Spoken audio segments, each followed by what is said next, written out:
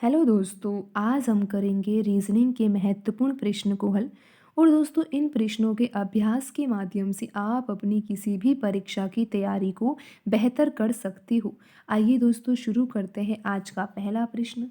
दोस्तों, यहाँ पर प्रश्न में एक सीरीज दी गई है और उस सीरीज में एक नंबर मिसिंग है। दोस्तों, यहाँ पर जो सीरीज़ लिखी हुई है वो लिखी हुई है 6, 12, 21, 32 और यहाँ पर 32 के बाद आने वाला जो अगला पद है वो मिसिंग है। तो दोस्तों, हमें यहाँ पर ये पता लगाना है कि यहाँ पर प्रश्न चिन्ह के स्थान पर कौन सी संख्या आएगी।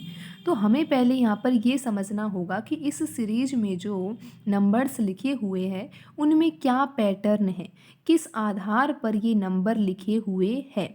तो दोस्तों, यहाँ पर हमें पहले शुरुआत में दिया हुआ 6 और 12 को समझना होगा कि 6 से 12 को कैसे प्राप्त किया जा सकता है। तो दोस्तों, शुरुआत में तो हम सबसे पहले अंतर ही देखते हैं कि इन संख्याओं के बीच में कितना अंतर है। तो दोस्तों, आप यहाँ पर देख रहे हो कि 6 और 12 में कितने का अंतर है, 6 का अंतर है। और फिर 12 और 21 में 9 का अंतर है। और दोस्तों, फिर 21 और 32 में कितने का अंतर है। तो दोस्तों, 21 और 32 में अंतर है 11 का। तो क्या दोस्तों, आप कुछ अंदाज़ा लगा पा रहे हो कि अगला जो पद होगा उसमें कितने का अंतर होगा। तो दोस्तों, आप ऐसे पता नहीं लगा पा रहे होंगे क्योंकि इस तरीके से ये सवाल नहीं होगा। दोस्तों, हो सकता है कि आप जब इस सवाल को हल करो तो आपका करने का तरीका अलग हो। लेकिन दोस्तों, हम यहाँ पर आपको पैटर्न को समझा रहे हैं कि परीक्षा में जो प्रश्न है वो इस पैटर्न से भी पूछे जा सकते हैं। तो दोस्तों, आप अपने तरीके से भी सवाल को हल करो और वीडियो में सॉल्यूशन को भी देखो। ज़्यादा से ज़्यादा पैटर्नों को जानो। तो दोस्तों, यहाँ पर जो 6 लिखा हुआ है और जो 12 लिखा हुआ है और यहाँ पर 21 है और फिर है 32 और हमें जानना है कि 32 के बाद क्या आएगा। तो दोस्तों, आप यहाँ पर इस तरीके से सोचिए कि जो 2 का वर्ग होता है, दोस्तों आपको पता होगा कि 2 का वर्ग होता है 4 और आपको 4 में जोड़ना है 2। तो आंसर आ रहा है 6। बिल्कुल दोस्तों, आपको क्या करना है, 2 के वर्ग में 2 जोड़ना है और आंसर आ जाता है 6। तो दोस्तों, 12 भी क्या इसी तरीके से आ रहा है। बिल्कुल आ रहा है दोस्तों। आपको 12 को प्राप्त करना है तो 3 के वर्ग में आपको 3 जोड़ना होगा, क्योंकि 3 का वर्ग होता है 9 और 9 में जब 3 ही जोड़ा जा रहा है तो आंसर आता है 12। तो दोस्तों, अब 21 कैसे आ सकता है।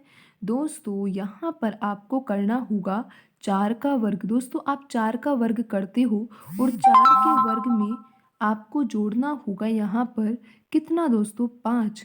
दोस्तों, 4 के वर्ग में जब आप 5 जोड़ोगे तो 16 और 5 कितना हो जाएगा, 21।